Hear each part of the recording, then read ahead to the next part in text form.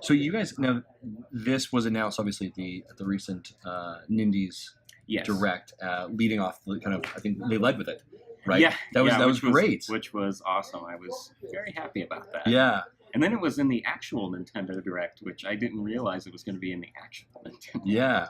So it seems like Nintendo has definitely given a lot of support to this in their capacity. How's that relationship with them, and are they supportive, or is it kind of the illusion of support? No, they're super supportive. Like the only reason I'm here at EGX is because I got an email from them. It's like, hey, is it okay if we show it? I'm like, of course it's okay. No, I'd prefer you not to show my game. Please don't show my game to people that would potentially buy it. Yeah. And I was like, wow, that's pretty awesome. I'm glad you're showing it. So yeah, they like the Nindies thing that happened. By the way, I don't like the name Nindies, so I avoid saying it all the time. It sounds so cool. But like that thing they did at PAX, and then they actually showed it at PAX at their Nindies thing again. Yeah. And like, yeah, no, they're going all out to actually make sure that everybody knows that they're serious about like actually supporting developers other than Mario. Yeah. You know, there's going to be more games than Mario and Zelda on that. So, and I think that's good. Yeah. You talked a little bit about the Nindy statement and not liking. How do you feel? Do you still feel like you guys are an indie studio in that way? I just don't like the name. Just don't like the name. I think the name sounds stupid. But I mean, I get it. But no. Yeah, no. Like I actually do hate the trying to like define the term indie. Yeah. I think it's a waste of time. Yes. Because who cares? Like, is the game fun? Yeah. If the game's fun, then hooray, you've done it. So yeah, and it really does boil down to that so often, right? I mean, the simple thing is, if it's enjoyable, and you know, I've met some crews out here, and they're like, oh yeah, we're just 3 people, and we're building this game, but we love it, and we're like, and that's right. That's very similar to the story that you guys had too, as well, right? I mean, you know, and then to come up to this level of success as well. Yeah. You're I'm doing Dark World levels because they're much harder. So games like this, that level of strategy, right? Even the original Meat Boy, that tight precision strategy, and you mentioned Mega Man earlier. Has that always been like that pixel kind of perfect precision? Has that always been the games that you've been passionate about? I think I just like stuff that are challenging. Like, I actually kind of hate the pixel perfect kind of jump stuff. Yeah.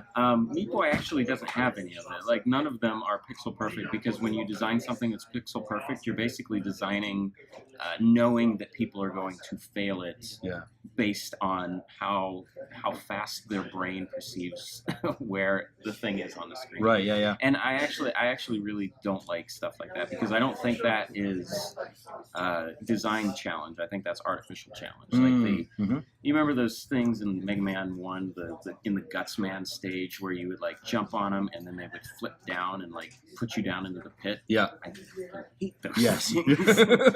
Like, and that kind of stuff, like, that's not difficult. That's just, you're just basically training the player, like, oh, never trust me. Yeah. So, that's a good point. Yeah. So now we're in Dark World. Now what is Dark World? Dark World is just super challenging versions of the levels, like, because it gets harder. Oh yeah, so the levels rank up each time you beat them. Yeah.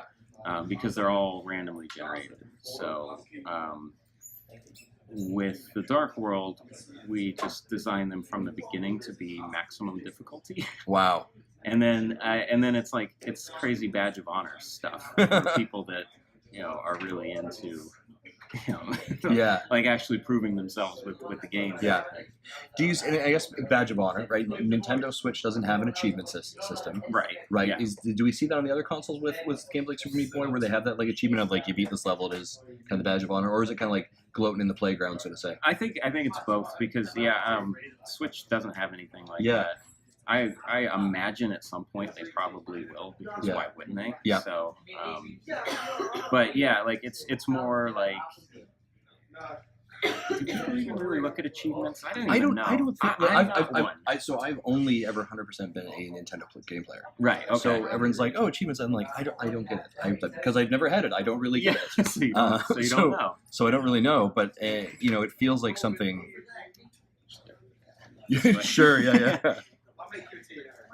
Yeah, I've never been the type that's like, oh yeah, I got this achievement. But I did keep a list of games that I had beaten, like back in 4th grade. Me and my friend John would compare which games we had beaten. Yes. And I think that's what like Dark World stuff is for Meat Boy. It's like, oh yeah, I actually beat Cotton Alley. Cotton Alley was the hardest chapter in the first Meat Boy. Yeah. Like, oh, I actually beat Cotton Alley. So yeah. Like that kind of bragging rights sort of thing. You're kind of back in the playground. So what games would you have been playing at that age? What was on that list? Oh God. So let's see. The Mega Mans, right? Yes. The 2 and 3 and 4. Probably, actually, I think I aged out of the other ones because it was like you get the Super Nintendo, and then you're like, I don't care about Nintendo games anymore. Yep. But yeah, let's see, I had Battletoads on there. That was an accomplishment. Mm-hmm. Yeah, that was a really tough game. Yeah, like, you were always getting beat up on those. Yeah, ones. that was nuts. The Zelda, actually Zelda 2 only. I didn't play Zelda 1 until like 3 or 4 years ago. Oh, really? Yeah, I never. Okay. Because like at the video store or whatever, when I rented, when my parents rented Zelda, it was like, oh, we'll just get Zelda 2, and then we played the hell out of Zelda 2. So, like just those little random ones, like Yo Noid. Yes. You know, the pizza delivery Yo Noid. I was like, how? Like who? Like now, who was the pizza company on that? Domino's. Domino's. Like, how did Domino's get a video game? I remember playing that. Well, but that was a hard game. Yeah, it was pretty difficult. It was pretty stupid too. It was an awful game. Yeah. But yeah, I mean, like back then, every company had their own Nintendo game. You remember the Mick Kids game? Yep. Like, how is that a thing? How is that a thing that people like actually spent money on? And you know, people did. Oh yeah. Grandmas probably. Yep. I got you a Nintendo game. Yeah. Here's your Mick Kids. Yeah. Here's your Mick Kids. Yeah, I love yous. I got you an MC Kids.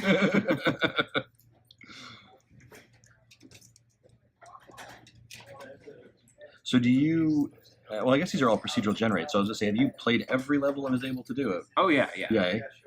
And is that part of your QA test in a lot of ways? Is like, if we can get through it, we're okay. Oh yeah. Well, that's always the gold standard. We're not going to put out a level that we can't beat. Yeah. It's like that's just mean. A dick move. Yeah. Right there. But I mean, presuming it can be beaten, but I haven't done it, right? So yeah, no, every single one of these, like I've played through all of these little, because the levels are made up of like almost little tiny Meat Boy levels, and then they're presented like Meat Boy flashcards in a way. Okay, yeah.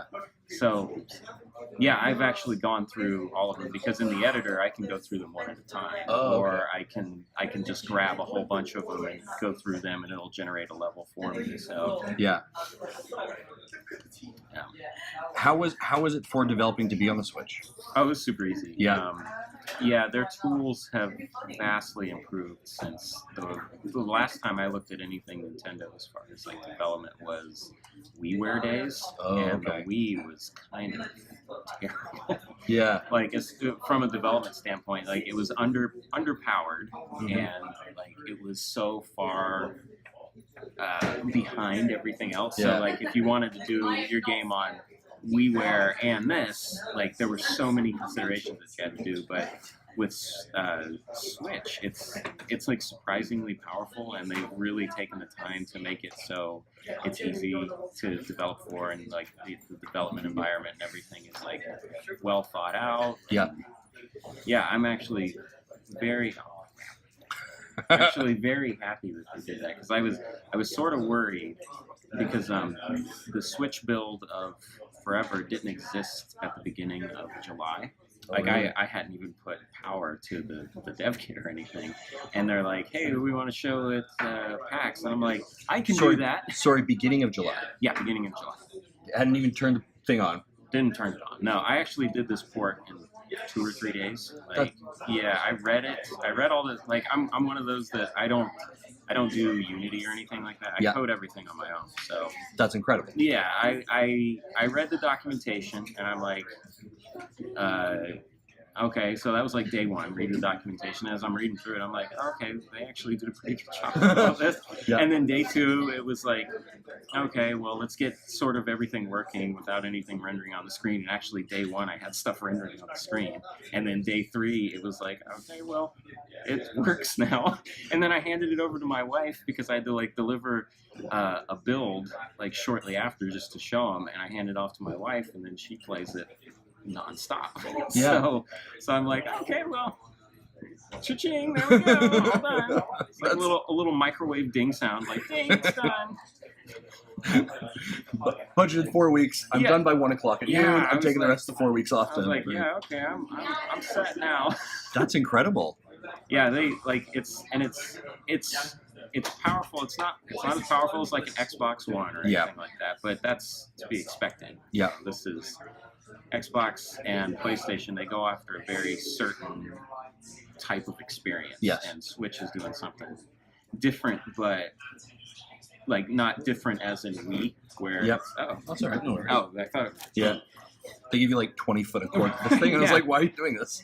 Yeah, they're going after like a different sort of thing, and it's a powerful console, and it's easy to develop for. Like I was super excited in the Nintendo Direct to see that stuff like Doom and Wolfenstein are coming to it. Like already everybody knew about Skyrim. Yeah. But then to see even more, I'm just like, okay. Yeah.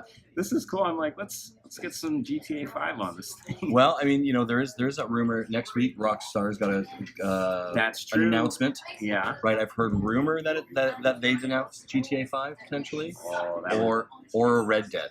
Oh my God. So if it's Red Dead 1 or 2, like fine. Yeah. Because I haven't been able to double dip on Red Dead Redemption because I had it on 360 and there's no other reason. But like, I have triple dipped on GTA 5. Really? I got it when it came out on PS3. Yeah. Then I got the PS4 one, and then I got it on PC. So it's like I would buy it again if it was portable. Like that's just fun. Yeah. That's really so. Beginning of July, and then you guys were there. That's incredible. Yeah. That's really like they made it easy. I mean, I'm pretty good at what I do too. But like, let's be honest. Yeah, here. I mean, I'm not sitting here struggling over like coding things. Yeah. Like this is, some people can do gymnastics. Sure. Like I can program. So yeah. That's kind of my deal. I can't do much of anything else, but I can program. Yeah. That is awesome. So kind of speaking of the program, like how did you get into, like where'd that start to decide to design and make games? Well, I started actually programming when I was about 11. Yeah. My dad had a QBasic something. He made like a checking program for his business. And he was like, here, like, look at this. And like the first thing I made was like a drawing program. And then I would make intros for games. Okay. And never actually finish any of the games. So,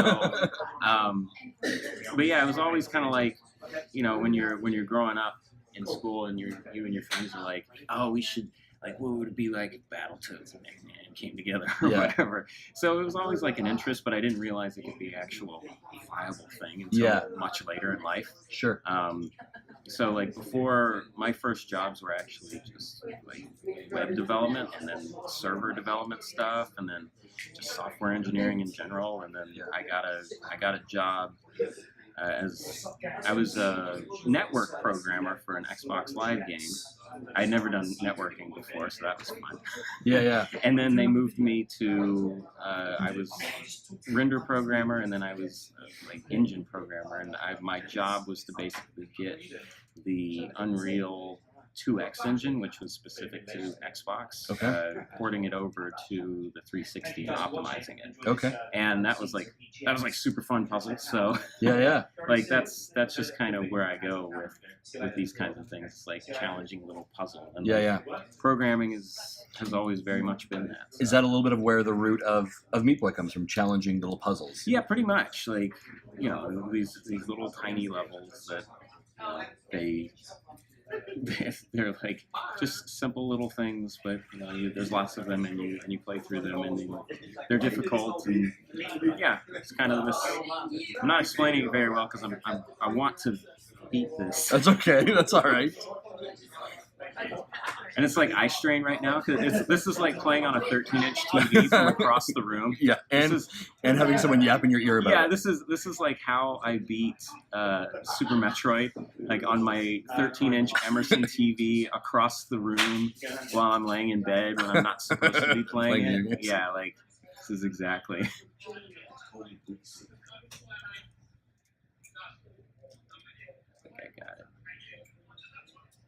Beauty. Well done. Oh, and taken. Yeah, and taken again. Taken again. This is the last one. That's incredible.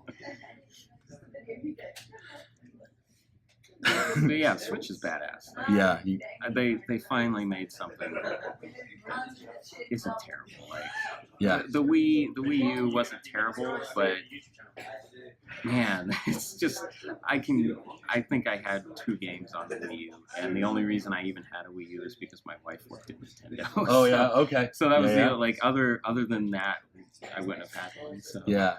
Do you? And we're talking a little bit about the Nintendo part again. Do you like, from an outsider's perception, it feels like they've shifted for sure, obviously with the Switch, right? But it feels like their general perception towards gaming, branding, what's allowable and acceptable on their platform.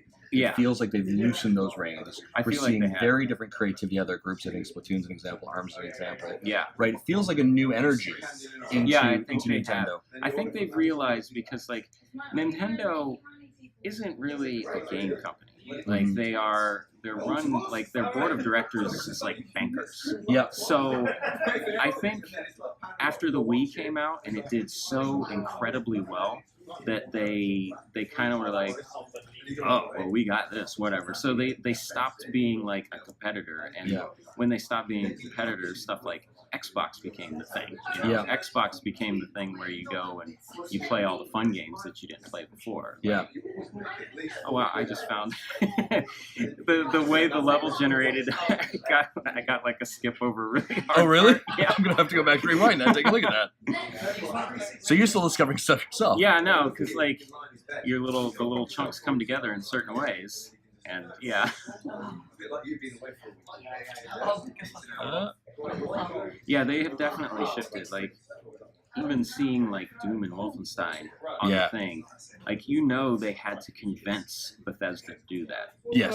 And the act of them. Right here where this generated, I can actually get past. Over here, and beat that whole part without really worrying about it. All right then, that's different. Yeah, that works. Oh crap! You had it right. Yeah, right. Yeah, like I highly doubt like Bethesda came to their door and was like, hey. Yeah, hey, see, you got this neat little portable gimmick or whatever. Like, I doubt they did that. Like I'm sure somebody reached out to them and went, hey, we have this. Do you want a dev for it? And like by them doing that, I think that's the step that they're taking now. I mean, even with how they're licensing other things, like Mario Run wasn't great, but the fact that there was a Mario Run is incredible. Yeah. Because they wouldn't let anybody touch Mario. No. And now like this company Dina is just making a Mario. Yeah, and Ubisoft just Rabbids. Yeah, with Rabbids, and my wife's been playing that and she loves it. Yeah. So it's like, they're doing some stuff. They're becoming a game company again, right? Which is it's about time because I feel like we've been missing Nintendo. Yeah. Like in its purest form for a long time because Xbox and PlayStation, if there were no console exclusives, the people would buy the one that was the cheapest at the store when they got to the store because they're exactly the same thing. They both push 4K. I guess PlayStation is pushing VR, but I'm not one that gives a shit about VR. No, no, right? Like AR is way cooler to me, but even still, I'm like, yeah, okay. Yeah, it feels like that purest form of Nintendo you mentioned again. It goes back to I think what you mentioned is fun.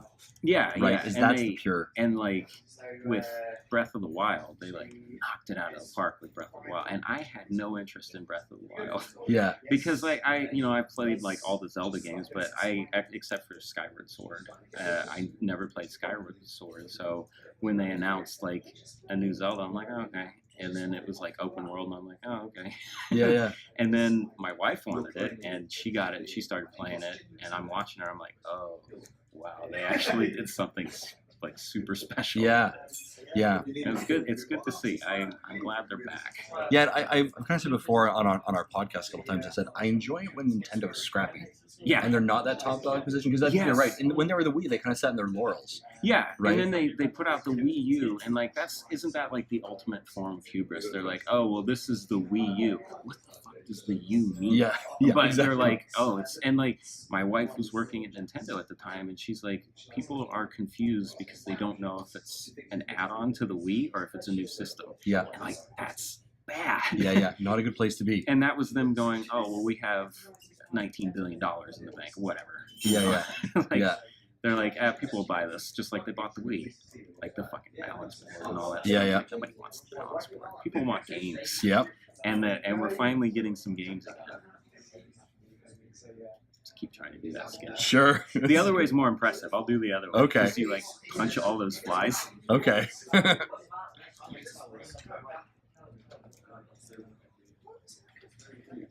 Also really like I don't, the Joy-Cons are nice. I prefer the Pro Controller because I have kind of big hands. Okay. But it's kind of nice just to sit here like this and play a game. Yeah. Give it a bit of a shot, eh?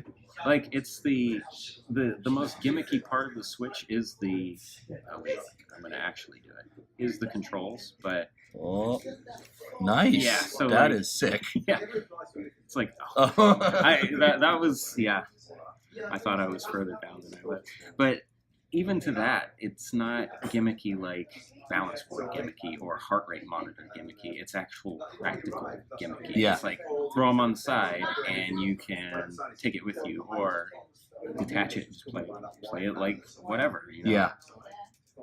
Yeah, I'm super happy with it. I'm glad there's more stuff coming to it because it's just a nice system. And its quality is there already. As a person who we do reviews for the podcast and for the website, for YouTube, it's actually an odd position for us because now we feel like we're busier than we've ever been. Because I'm like, there's literally something every single week. You're the second person that's told me that. And I'm like, guys, we only got so much time and budget. Yeah. We just gotta choose the one, guys. Like, yeah, we can't do all 60 games that came out this week. Yeah. And I hope that doesn't get to a point where it's like almost Steam shovelware. Yeah. Like that's concerning, but at the same time. Oh. I don't know what I did there. Somehow I reset the game. Fair enough. Yeah. That's incredible. I'm gonna just keep that recording because the audio, problem. if that's all right though. Yeah. That is the point. Like it feels like it's just so much. Yeah, it's a so lot. So much is going on now, right? But it's good because it's interest back in the platform, which they haven't had. Yeah. For a very long time. Hopefully they won't do Switch U. Yeah. And it's like a TV that you buy and hang on your wall, just because they'll just totally screw it up. Yeah. Yeah, I'm waiting for the Switch XL. I know sure, that. XL, Galaxy Edition. Yeah. I'm sure Micro. The Switch Plus, which will be a little bit more powerful and be able to run all your games in 1080. Yep. Yeah. I'm waiting for that because I know that'll happen. And that's actually, that's the funny part of it. You think about it, and we've talked a little bit about it on our show, and that like really this is the thing you've just got to replace. Yeah. Right. So could you possibly go into a GameStop or whatever in 2 years from now and be like, I'll just buy the new one. It's just the tablet. And here you go. It's click, and everything else works. Right? Yeah. So that's mad. Yeah, maybe. So, Super Meat Boy Forever. When do you guys don't have a time? It's summer. Summer of next year. Yeah. Okay. Fantastic. That's great. And obviously available on all platforms. Yeah, pretty much. And we're definitely promoting it on Switch, but available on all platforms. Yeah. From someone else. So that's great. To be on all the things. Good. Yeah. Excellent. Thank you very much for your time. I really appreciate that. I'm going to stop.